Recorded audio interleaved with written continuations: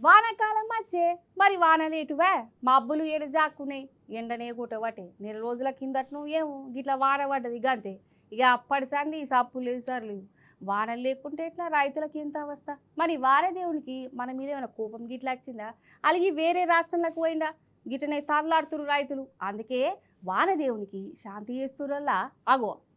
వానలు లేకుంటే మన రైతులకు ఎంత అవస్థనులా వ్యవసాయం చేసుకోకుంటే ఎట్లెళ్తుంది కానీ వానదేవుడేమో పూరా గాలిగినట్టు చేస్తాను అసలు కూర్చుడే లేదు వాతావరణం శాఖోళ్ళేమో పెద్ద వానలు ఉంటాయి ఇవి ఉంటాయి అవి ఉంటాయి అన్నారు కానీ ఆ వాతావరణ శాఖోళ్ళు కూడా వానదేవుడు మత్పరిపించినట్టే చేసి అందుకే మన ఊర్లలో వానదేవునికి శాంతి చేసే కార్యం పెట్టుకున్నారు జనాలు అగో సిద్దిపేట జిల్లా ఆరేపల్లిలనులా ఊరంతా డప్పు సప్పులు నీళ్ళ బిందెలతోని ఊరేగింపు తీసిరు గ్రామ దేవతల చుట్టూ తిరిగి వానలు కురిపించేటట్టు చూడురి తల్లుల్లారా అని కప్పతల్లి ఆట ఆడి మొక్కుకున్నారు.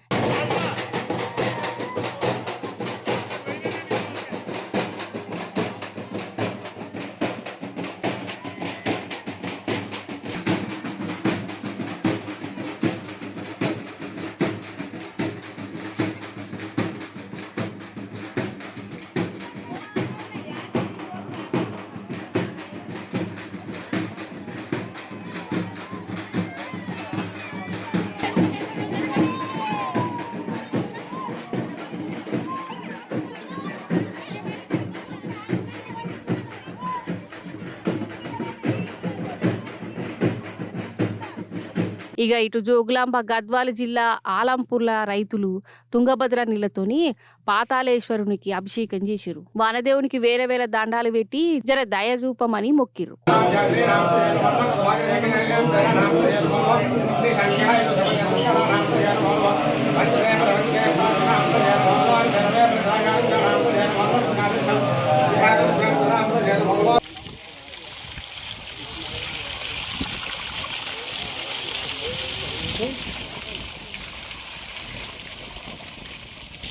అందరూ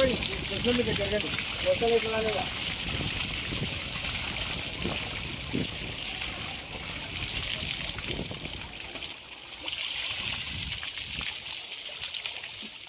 ఇటు ఆదిలాబాద్ జిల్లా హనుగుల్ల కూడా చూడురి ఊరి జనం వాన కోసం ఊరేగింపు చేసిరు ఈడాడాని కాదు ఒక్కొక్క ఊర్లే ఒక్కో తీర్ల పూజలు చేసుకుంటా వానదేవునికి శాంతి పూజలు చేస్తురు ఈ పూజలు ఈ తాన్లాటలు చూసిన రేవంత్ సార్ లెక్క రైతుల మీద గట్టు ఉండకుండా వానదేవుడు జర దయ చూయించాలని మొక్కుతురు.